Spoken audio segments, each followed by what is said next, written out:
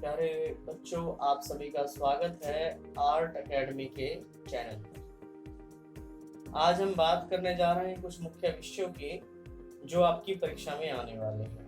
तो चलिए शुरू करते हैं। हमारा पहला विषय है एक था पेड़ एक था ठूंठ, जिसके लेखक हैं कन्हैया लाल मिश्र प्रभाकर। एक बार लेखक कहीं घूमने गया हुआ था, तो वह जिस मकान में ठहरा था उस मकान के ठीक सामने एक बांज का पहाड़ी पेड़ था जो कि हवा चलने पर हिलता रहता था। लेखक अपनी पलंग पर लेटे लेटे उस पेड़ को हिलते हुए देख रहा था, तो उसे लगा जैसे कोई मेरा परिचित, मेरा दोस्त मुझसे मिलने आया है, हालचाल पूछने आया है। लेखक ने देखा कि हवा चलने पर पेड़ लहराता है, तेज हवा में पेड़ झुक जाता है। लेखक उठकर खिड़की के पास आ गया और उसने देखा कि पेड़ जड़ से लेकर फंगुल तक बहुत ही शानदार है और उसकी जड़ें स्थिर हैं। हवा आने पर उसकी जड़ें नहीं हिलती, उसकी पत्तियां, उसकी टहनियां हिलती हैं। तभी लेखक का ध्यान सामने की ओर गया। वहां एक अन्य पेड़ भी था जो सूखा हुआ था, जो ठूंठ था, जो किसी वृक्ष का कंकाल था, जो हवा चलने पर ना हिलता था ना डुलता था, वह पूरी तरह स्थिर था। तो उसके मन में शब्द आए, ना हिलना ना झुकना, जिसे लेखक ने अपने मन ही मन में दोहराया, ना हिलना ना झुकना। लेखक के मन में आया कि हिलना और झुकना जीवन का लक्ष्य है। जो ना हिलता है ना झुकता है वो समाप्त हो जाता है, वो नष्ट हो जाता है। कुल मिलाकर लेखक ये कहना चाहता है कि हिलना और झुकना जीवन की चंचलता की ओर संकेत करता है, जीवन के उद्देश्य की ओर संकेत करता है। और जो व्यक्ति अपने जीवन में हिलना और झुकना पसंद नहीं करते, जो अड़िग रहते हैं, ना हिलते हैं ना झुकते हैं, उनकी मनोदशा या उनकी स्थिति एक ऐसे व्यक्ति की होती है, जिद्दी होते हैं, जो तानाशाह होते हैं, जो अपने आप को ही सही मानते हैं, वो समाज में किसी अन्य व्यक्ति से मेल नहीं मिला पाते। लेखक कहता है कि विश्व की भाषा है दो और लो। विश्व की जीवन प्रणाली है कहो और सुनो। विश्व की यात्रा का पथ है हिलना और झुकना, समझौता और समन्वय। इस प्रकार लेखक कहता है कि जिस व्यक्ति में जड़ता है वह पेड़ की तरह ठूंठ है, वह निर्जीव है। तभी लेखक देखता है कि खिड़की से एक आदमी कुल्हाड़ी लेकर उस ठूंठ की टहनी काटने लगा और सामने दिख रही सड़क पर आदमी कुदाल से काम कर रहे थे, कुल्हाड़ी और कुदाल। लेखक के मन में आने लगा, यानी कि जो व्यक्ति हिलता और झुकता नहीं है, जो ठूंठ हो जाता है, उसे व्यक्ति को समाज काट डालता है, नष्ट कर देता है, समाज में उसका कोई स्थान नहीं होता। और इसके विपरीत वे सभी व्यक्ति जो समाज में अपनी स्थिति के अनुसार कार्य करते हैं, हिलते हैं, झुकते हैं, वे जीवन में संघर्ष को उत्पन्न करते हैं, जीवन में बदलाव को उत्पन्न करते हैं, जीवन को आगे बढ़ाते हैं। इस प्रकार जीवन का उद्देश्य है पेड़ के समान होना चाहिए, ना कि ठूंठ के समान।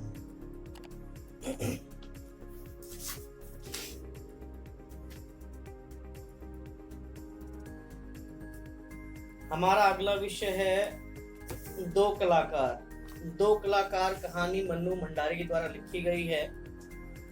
यह कहानी दो सहेलियों की, चित्रा और अरुणा, दोनों ही हॉस्टल में रहती है।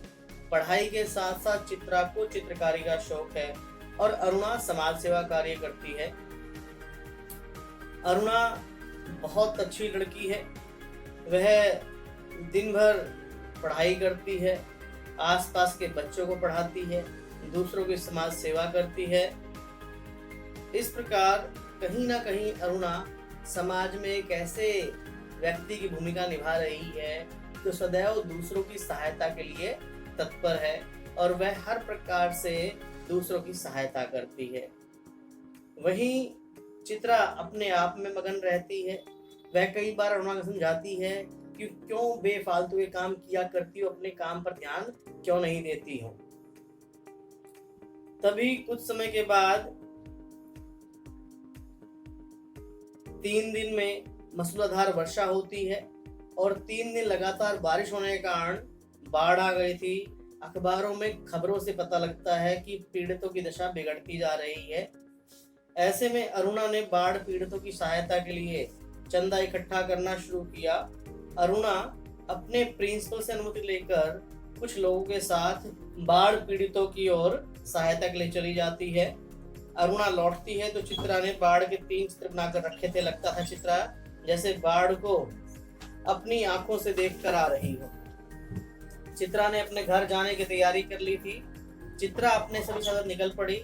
चित्रा की शाम 5 बजे की गाड़ी है और चित्रा अभी तक किसी को पता नहीं है कि वह कहाँ गई है। तभी हड़बड़ाती हुई चित्रा प्रवेश करती और कहा कि बाहर गर्ग स्टोर के सामने कोई भिखारिन बैठा करती थी और वह मर गई है। उसके दोनों बच्चे उसके सूखे से हाथ से पकड़कर रो रहे हैं। मैंने उस दृश्य को देखकर एक रफ स्केच बना दिया है।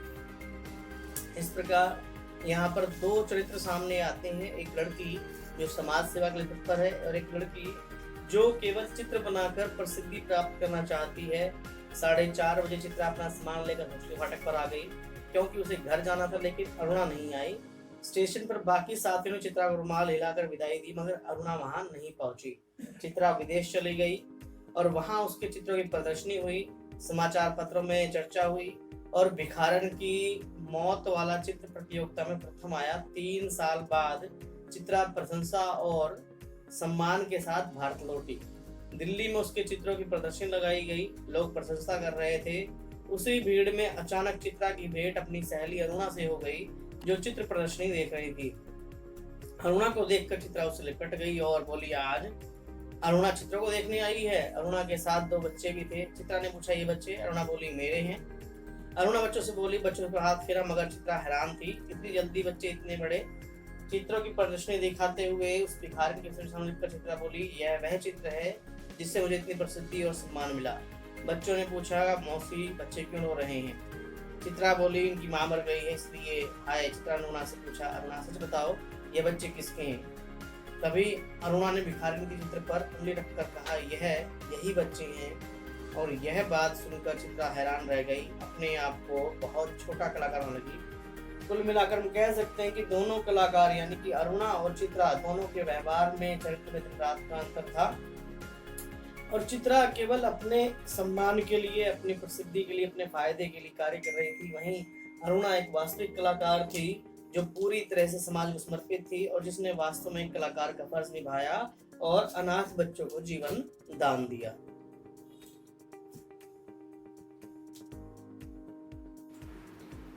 हमारा अगला विषय अनुराधा। अनुराधा कहानी पंकज कुमार जी ने लिखी है और यह कहानी एक महिला के संघर्ष को दिखाती है। अनुराधा और विजय पति पत्नी है और विजय एड्स नामक लाइलाज बीमारी से पीड़ित हो जाता है। अनुराधा एक पढ़ी लिखी लड़की है जिसने अपने माँ बाप की खुशी के लिए विजय नामक आदमी से शादी करके गांव में रहना शुरू किया था। विजय शहर में नौकरी करता था। अनुराधा चाहती थी कि वह ललित कला के माध्यम से समाज में प्रसिद्धि पाए, काम करे, मगर घर वालों का कहना था कि जब मर्द कमाई कर रहा हो तो औरत को काम करने की क्या जरूरत है। यानी कि अनुराधा काम करना चाहती थी, अपने पैरों पर खड़ा होना चाहती थी, परंतु उसके ससुराल वाले उसके विरोध में थे। विवाह के 2 वर्ष के बाद अनुराधा ने अनुभव किया कि घर में अम्मा चिंतित हो रही थी। अनुराधा के प्रति उनका मान भी थोड़ा घट गया था, लेकिन अनुराधा अम्मा जी से यह कहने में संकोच करती थी कि इसमें मेरा दोष नहीं है। विजय भी अभी बच्चा नहीं चाहते थे। अनुराधा की परेशानी विजय की बीमारी को लेकर प्रारंभ हुई। पहले गांव के हेल्थ सेंटर में, फिर शहर के डॉक्टर में और राजधानी के इलाज तक। डॉक्टरों ने बता दिया कि विजय HIV पॉजिटिव है, उसे एड्स है, और डॉक्टर ने हिदायत भी दी कि अनुराधा को विजय से बचे रहना चाहिए, उसके पास नहीं जाना चाहिए। और डॉक्टर ने पूरी जांच करने के बाद विजय की केस हिस्ट्री तैयार कर दी और दूसरे अस्पताल में ले जाने की राय भी दी। विजय किसी दूर हॉस्पिटल में जाकर इलाज कराने से मना कर रहा था। विजय का कहना था कि मेरा रोग लाइलाज है, मैं किसी अस्पताल में जाकर नहीं मरूंगा, मैं घर में ही मरूंगा, यही मरूंगा, अपने ही घर में, अपने लोगों के बीच, मुझे कहीं नहीं जाना है। विजय का छोटा भाई अजय विजय की एड्स की बीमारी के कारण घर छोड़कर शहर में जाकर रहना शुरू कर देता है। अजय का कहना था कि यह रोग संक्रामक है, जानलेवा है, फैलने वाला है, और घर में केवल अम्मा जी बाबूजी रह गए थे। विजय की बीमारी सारे क्षेत्र में फैल गई थी। जिससे घर में सबने आना जाना बंद कर दिया था। अम्मा जी अपने कमरे में, बाबूजी अपने कमरे में, और अनुराधा विजय को एकाकी न छोड़ सकी, क्योंकि उसने विजय के साथ विवाह किया था और डॉक्टर की चेतावनी के बाद भी अनुराधा विजय के कमरे में ही सोती थी। एक रात विजय ने अनुराधा के बालों को उठाना शुरू किया और अनुराधा की आंखों से आंसू निकलने लगे। तो विजय ने आंसू पोंछते हुए कहा कि मैं अपनी मौत के दिन गिनना नहीं चाहता, मैं तुमसे बहुत प्यार करता हूँ और चाहता हूँ कि तुम एक बच्चा दे जाऊं जो मेरे बाद तुम्हारा सहारा बन सके। विदाई घड़ी निकट आ गई। सुबह अचेत विजय के गले से घर घर की आवाज आने लगी। बाबूजी अजय को लेकर शहर चले गए थे। विजय के गले की आवाज धीरे बंद होती गई। जब अनुराधा ने विजय की छाती पर छूकर देखा तो सभी कुछ मौन था। हाथ की कलाई को छूकर देखा तो वह भी मौन थी। अनुराधा विजय के मस्त शरीर पर कमरे में छोड़कर चौड़ा बरामदा पार कर अम्मा के कमरे में गई और बाहर से आवाज दी, अम्मा जी चल कर देखिए। अम्मा ने कमरे के भीतर से ही कहा, क्या कहा? विजय चला गया। अनुराधा आगे आगे और अम्मा पीछे पीछे विजय के कमरे की ओर। कमरे में पहुंचते ही अम्मा ने विजय को छू देखा और लंबी सांसें ली। चला गया बेचारा। अम्मा ने अनुराधा को आदेश देते हुए कहा, विजय की छाती पर गिरकर मत रोना, तुम्हारे पेट पे बच्चा है, वरना उससे मृगी के दौरे आएंगे। शायद अम्मा अनुराधा के पेट में पल रहे बच्चे की चिंतित थी। सवेरे निकलते ही बाबूजी अजय को लेकर आ गए। विजय की बीमारी के कारण कोई नहीं आया। विजय का अंतिम संस्कार हो गया। अनुराधा का नहर पर स्नान के लिए ले जाया गया और केवल एक सफेद धोती पहनने को दी गई। अनुराधा पेट में पल रहे बालक को लेकर अजय के साथ गई ताकि डॉक्टरी जांच हो सके, लेकिन अम्मा जी इस बात के पक्ष में नहीं थी। अम्मा ने कहा, मानो विजय का रोग यदि लग ही चुका है तो इसका इलाज क्या संभव है। विजय के दफ्तर से विजय का पीएफ का एक चेक अनुराधा के नाम पर मिला। शहर में जाकर अजय के साथ अनुराधा का संयुक्त खाता खोला गया।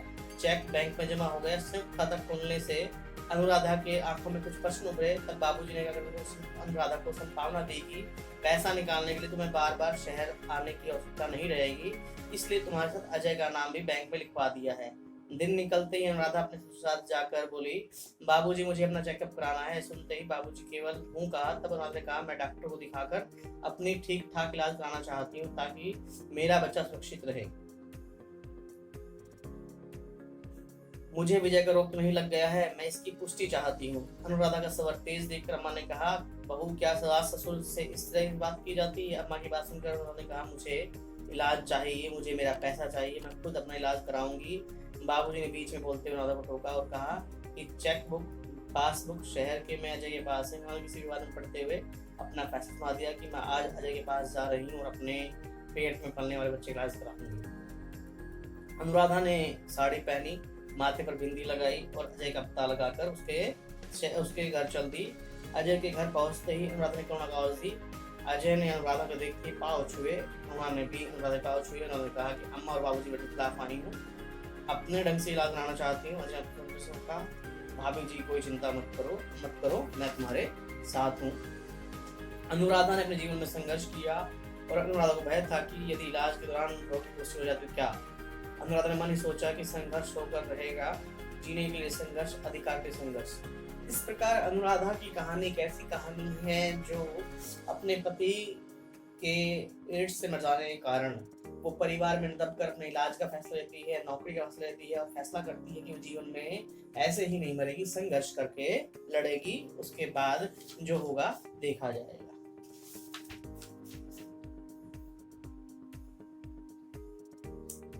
हमारा अगला विषय है अनपढ़ बनाए रखने की साजिश।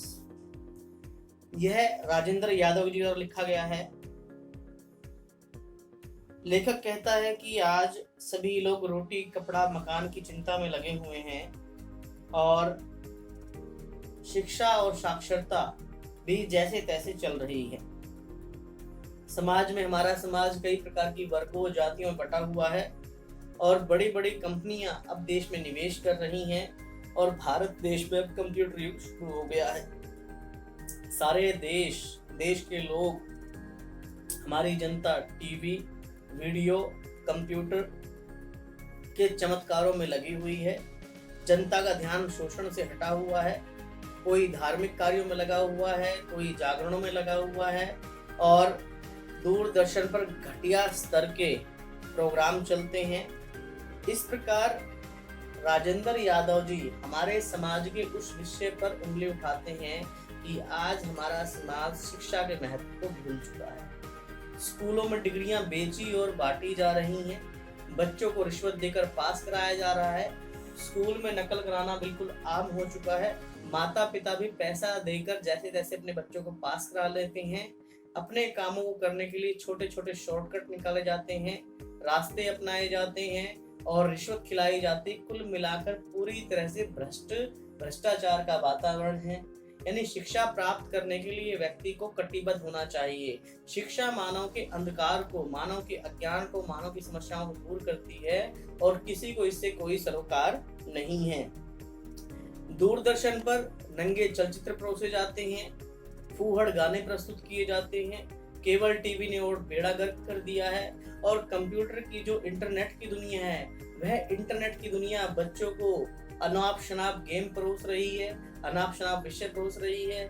लोगों को अश्लीलता देखने से फुर्सत नहीं है। सभी लोग कहीं ना कहीं अपने जीवन के लक्ष्य को भूलकर पूरी तरह से बर्बाद हो रहे हैं।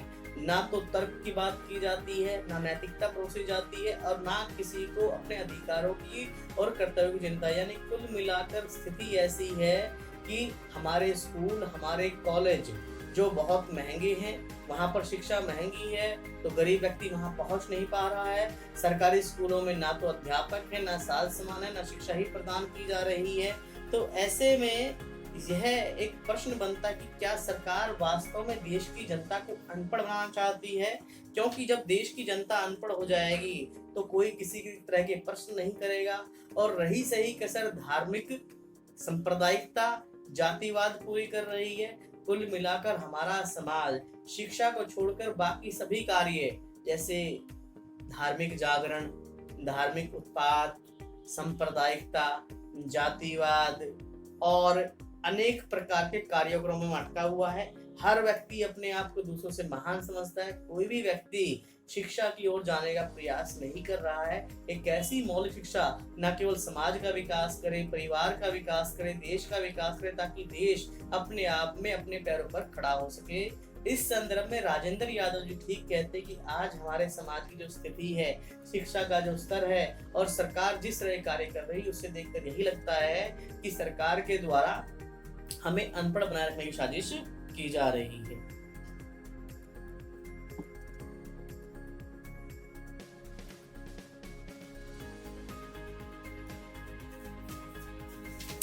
हमारा अगला विषय कुटज। कुटज निबंध के लेखक हैं हजारी प्रसाद द्विवेदी।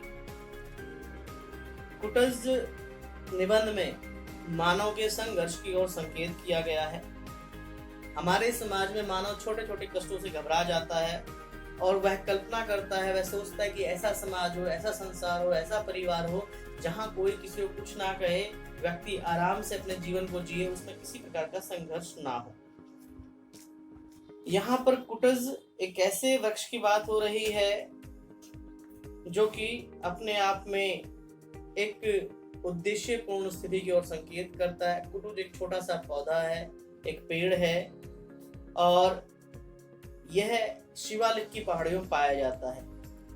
यह पूरी तरह से अलमस्त है, पूरी तरह से निर्भय है और यह कोई बहुत बड़ा पेड़ नहीं है। इसके पत्ते चौड़े और बड़े होते हैं, फूलों से लदा रहता है और इस पेड़ पर एक अजीब सी मुस्कुराहट है। मानो लगता हो कि यह पेड़ मुस्कुराता रहता है और पूछ रहा है, क्या तुम जानते हो, क्या तुम मुझे पहचानते हो? लेखक कहता है काफी देर सोचने समझने के बाद भी समझ में नहीं आया कि इस पेड़ का नाम क्या है। उसे अचानक से याद आता है, अरे यह तो कुटज है, साहित्य में इसका उल्लेख हुआ है। यह छोटा सा शानदार वृक्ष कुटज कहलाता है और कुटुज वृक्ष को कुटुज कहने में अलग आनंद मिलता है।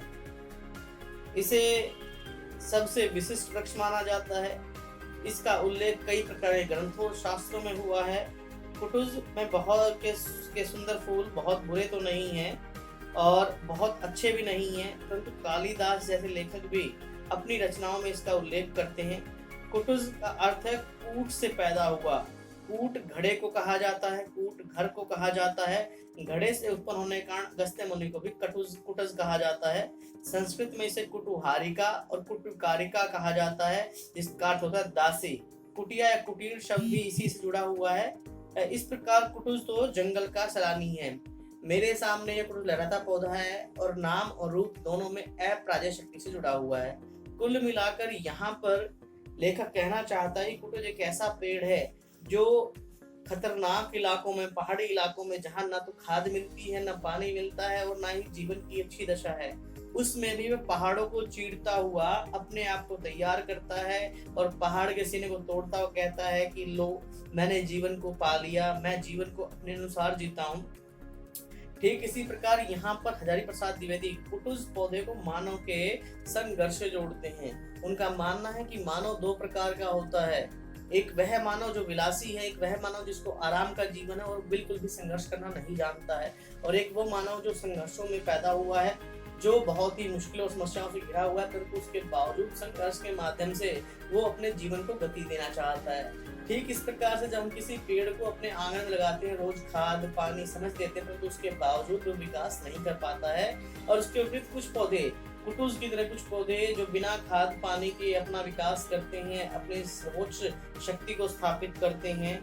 तो यहाँ पर हजारी प्रसाद द्विवेदी कुटुज पौधे के माध्यम से मानव को संघर्ष की प्रेरणा देते हैं कि स्थितियां चाहे कैसे भी मानव को संघर्ष करते रहना चाहिए, क्योंकि जो व्यक्ति संघर्ष करता रहता है वो अवश्य अपनी जिंदगी को न केवल स्थापित करता है बल्कि दूसरों के लिए प्रेरणादायक बनाता है। हमारा अगला विषय है क्रोध। क्रोध निबंध के लेखक आचार्य रामचंद्र शुक्ल हैं। क्रोध एक ऐसी स्थिति है जिसके आने पर व्यक्ति अपना मानसिक संतुलन खो देता है, उसके व्यवहार में परिवर्तन हो जाता है। क्रोध आने पर व्यक्ति की आवाज ऊंची हो जाती है, उसका खून गर्म हो जाता है, वह चिल्लाने लगता है और शरीर में अजीब सी हलचल होने लगती है। क्रोध में व्यक्ति मार पिटाई भी करने लगता है, तोड़ फोड़ भी करने लगता है। तो क्रोध आने पर व्यक्ति को क्या करना चाहिए? क्रोध आने पर व्यक्ति को सबसे पहले अपने आप को संयमित रखना चाहिए, अपने क्रोध को शांत करना चाहिए, और कोशिश हो तो वहाँ वह स्थान छोड़ देना चाहिए, और स्वयं को क्रोध से दूर रखने के लिए ठंडा पानी पीना चाहिए और मन की स्थिति को बदलने का प्रयास करना चाहिए। तभी क्रोध से होने वाली हानियों से बचा जा सकता है।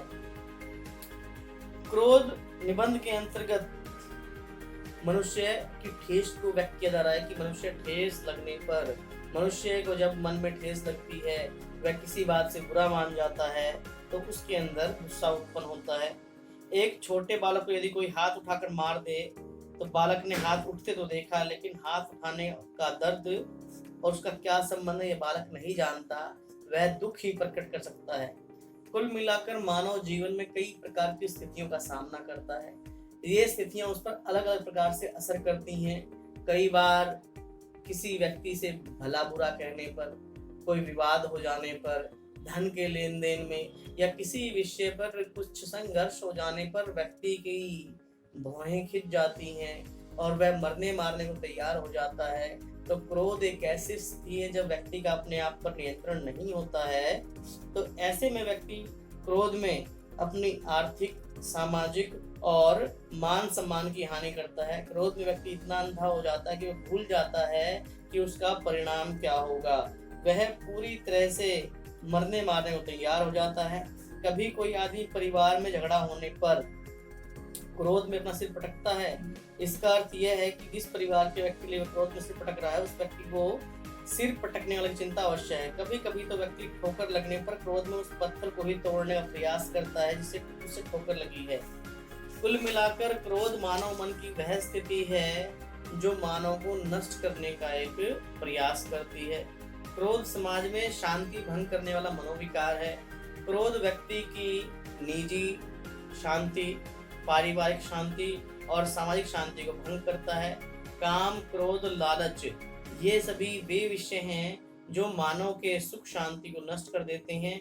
इसीलिए कहा भी गया है क्रोध को नियंत्रित करना चाहिए, क्रोध को संयम रखना चाहिए, और जहां तक हो क्रोध से दूर रहकर हमें अपने जीवन को उचित रखना चाहिए ताकि क्रोध के कारण हमारे जीवन में कोई हानि ना हो।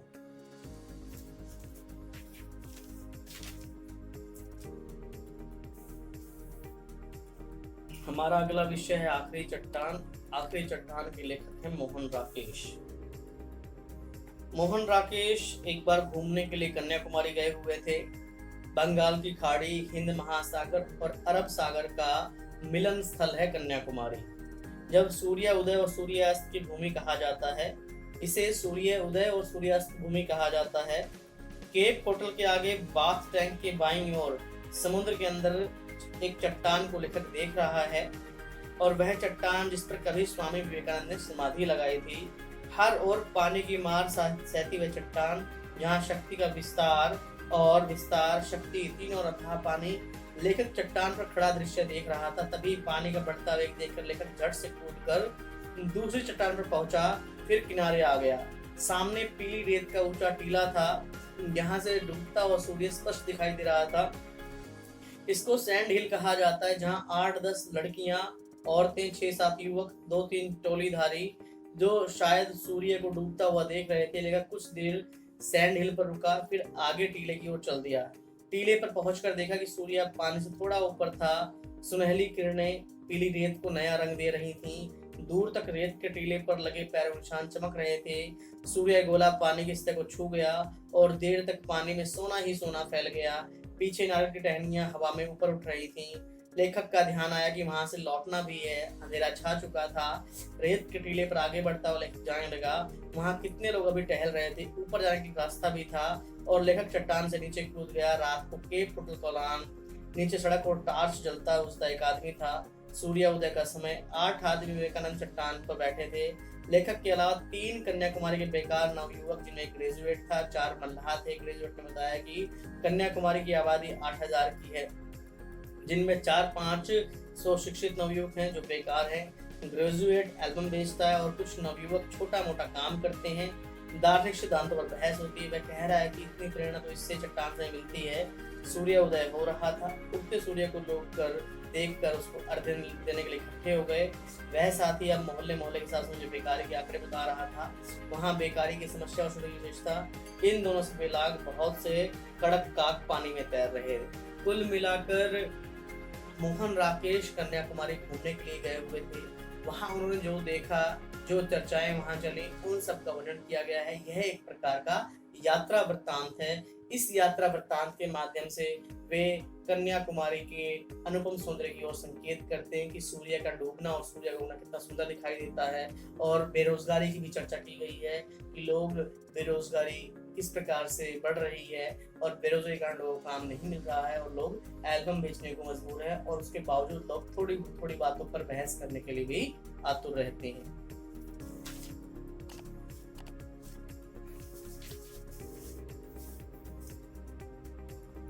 हमारा अगला विषय है जीजी विशा की विजय। इसके लेखक है कैलाश चंद्र भाटिया।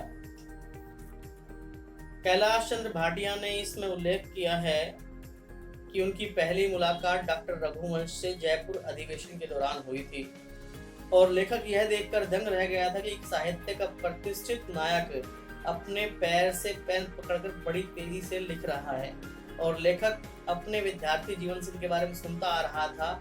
लेखक को यह देखकर आश्चर्य हुआ कि लेखन कार्य उसके विद्वान अपने दोनों हाथों से लाचार है और पैरों से बहुत ही सक्षमता से लिख लेता है। गोपामऊ हरदोई निवासी श्री राम सहाय के गर्जन में रघुवंश सहाय वर्मा को हिंदी साहित्य में डॉक्टर रघुवंश के नाम से स्थापित कर दिया। डॉक्टर रघुवंश की लेखकीय तत्परता को देखकर लेखक सोचने पर विवश हो गया कि ऐसा कौन सा तत्व है, ऐसी कौन सी ऊर्जा है जिसके माध्यम से डॉक्टर रघुवंश विपरीत परिस्थितियों में भी लेखन कार्य निरंतर करते जा रहे हैं। यह सत्य है कि डॉक्टर रघुवंश अपने साहसी मन के कारण अपनी विकलांगता को भुलाकर अपने लेखन को ही जीवन का आधार बना लिया है, और मजबूत हाथ लेकर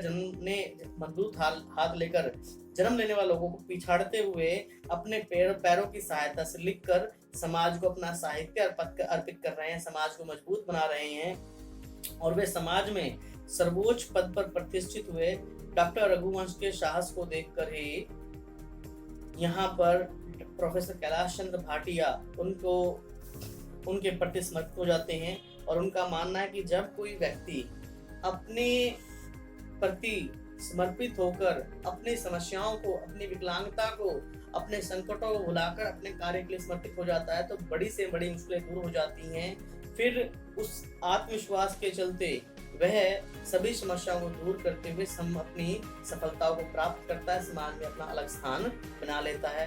डॉक्टर रघुवंश ने अपनी लगन और आत्मविश्वास के बल पर हिंदी साहित्य को समृद्ध किया और अपने आप को एक ऐसे लेखक के रूप में स्थापित किया जो अन्यों से बहुत अलग थे, और उन्होंने अपनी समस्याओं को मात देते हुए पैरों से लिखकर हिंदी जगत में नया कीर्तिमान स्थापित किया और अनेक पुरस्कार, अनेक पदक व सम्मान भी प्राप्त किए।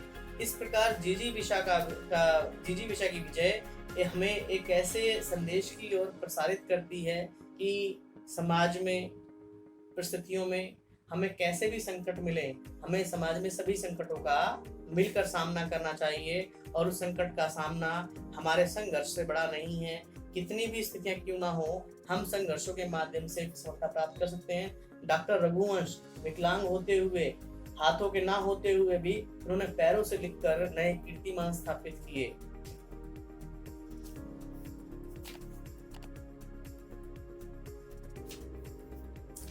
हमारा अगला विषय है विराटा की पद्मिनी। विराटा की पद्मिनी एक उपन्यास है जिसके लेखक हैं वृंदावन लाल वर्मा। वृंदावन लाल वर्मा के अधिकांश उपन्यास ऐतिहासिक हैं और वे अपने उपन्यासों में मानवीय आचरण, धार्मिक सहिष्णुता, ईमानदारी, सादगी, सच्चाई, स्वामी भक्ति, इन सब के प्रति समर्पित रहे हैं। इनको उठाने का प्रयास किया है। वर्मा जी ने इस उपन्यास में वर्तमान कालीन पाठक और देशवासियों के भारत से जोड़ने का प्रयास किया है। उन्होंने यह याद दिलाने का प्रयास किया कि भारत के व्यक्ति शक्ति, साहस और शौर्य में किसी से पीछे नहीं है, परंतु उसके बावजूद हमें बार बार विरोधी शक्तियों से पराजित होते रहे हैं, क्योंकि हमने कभी भी आपस में एकता नहीं बनाए रखी है। हमारे अपने देश में बहुत सारे गद्दार छुपे हुए, विश्वासघाती छुपे हुए, अवसरवादी छुपे हुए हैं जो धन के लालच में, सत्ता के लालच में विदेशियों की सहायता करते हैं और अपने ही लोगों को नष्ट कर देते हैं। विराटा की पद्मिनी उपन्यास इसी धोखे को स्पष्ट करता है कि हमारा देश कभी गुलाम नहीं होता। हमारे देश को गुलाम करने में, हमारे देश को बर्बाद करने में हमारे देश के लोगों का ही हाथ है। प्रस्तुत उपन्यास में रामदयाल बहुत ही निकृष्ट और घटिया किस्म का इंसान है जो अपने लालच के लिए किसी की पीठ में भी छुरा भोंक सकता है। वह सच्चे अर्थों में केवल अलीम दीन के लिए कार्य कर रहा है। ऐसा लगता है कि वह किसी का सगा नहीं है। झूठ, फरेब, छल, छदम उसका स्वभाव है। कुंजर सिंह भी संपत्ति से वंचित हो जाने के कारण कुपित है और छोटी रानी से थोड़ा बहुत सहारा पाकर वह दलीप नगर के राज्य विरुद्ध काम करता है। छोटी रानी के अंदर सत्ता पाने की इच्छा है, वह सत्ता की लालच रखती है। वंश जाति के मिथ्या दम के नाम पर वह अपनों के खिलाफ षड्यंत्र रचती है और अपनों का ही विरोध करके उन्हें गड्ढे में धकेल देती है। इस प्रकार रामदयाल, कुंजर सिंह और छोटी रानी जैसे विद्रोही पात्र इस बात के प्रतीक हैं जो हमारे समाज को नष्ट कर रहे हैं। हमारा भारत प्राचीन काल से आधुनिक काल तक लगातार पददलित होता रहा है, नष्ट होता रहा है। इसका कारण ऐसे ही लोग हैं जैसे रामदयाल, कुंजर सिंह और छोटी रानी, क्योंकि ये लोग अपनी सत्ता के लालच में, अपने लालच के कारण, पद के कारण, पैसे के कारण अपने लोगों को, अपने भाइयों को, अपने परिवार को ही नष्ट कर देते हैं। उन्हें किसी से कोई मतलब नहीं है, वे सिर्फ और सिर्फ पैसा चाहते हैं। इस प्रकार कुल मिलाकर हम कह सकते हैं कि 18वीं शताब्दी की ऐतिहासिक पृष्ठभूमि में हिंदू जाति संकीर्ण जातीयता, मिथ्या अभिमान, अदूरदर्शी राजनीतिक चेतना और कई प्रकार के ढुलमुल रवैये के कारण वह विदेशी आक्रमणकारियों से दूर होती रही। उसने नैतिकता को त्याग दिया और कुल मिलाकर जो ये स्थिति है, विराटा की पद्मिनी एक ऐसे उपन्यास की ओर संकेत करती है कि यहाँ पर लगातार अच्छे लोग अपने आप को बचाने का प्रयास कर रहे हैं। जैसे कुछ लोग जैसे सफदर सिंह, नरपति सिंह, लोचन सिंह, देवी सिंह, यहाँ तक कि गोमती भी सब के सब किसी न किसी रूप में विराटा की पद्मिनी कुमुद की इज्जत को बचाने के लिए प्रयत्नशील हैं। यहाँ तक कि बड़ी रानी भी यही नहीं चाहती कुमुद के ऊपर कोई आ जाए। केवल छोटी रानी और अलीम दिन ही कुमुद को दूसरी निगाह से देखते हैं तथा रामदयाल तो है ही पतित खलनायक। इस प्रकार यह उपन्यास दो विषयों की ओर संकेत करता है। इसमें दो संकेत है, एक अच्छे व्यक्ति जो देश को बचाना चाहते हैं, एक बुरे व्यक्ति जो देश को नष्ट करना चाहते हैं। यहाँ कुमुद एक प्रतीक के रूप में है। कुछ लोग जैसे कि रामदयाल, कुंजर सिंह और छोटी रानी, ये कुमुद के प्रति निष्ठुर हैं, कुमुद को नष्ट करना चाहते हैं। और वहीं कुछ लोग जैसे देवी सिंह, लोचन सिंह और गणपति कुमुद को बचाना चाहते हैं। और यही संघर्ष संपूर्ण भारत में है। यह किराटा की कथनी का सामान्य सा वृत्तांत है। तो प्यारे बच्चों, उम्मीद करते हैं कि छोटी सी कोशिश, ताकि आप लोग अपने पाठों को अच्छी तरह समझ सकें, इसको व्यक्त किया गया है। कल परीक्षा है, तो आप सभी के काम ये जरूर आएगी। धन्यवाद।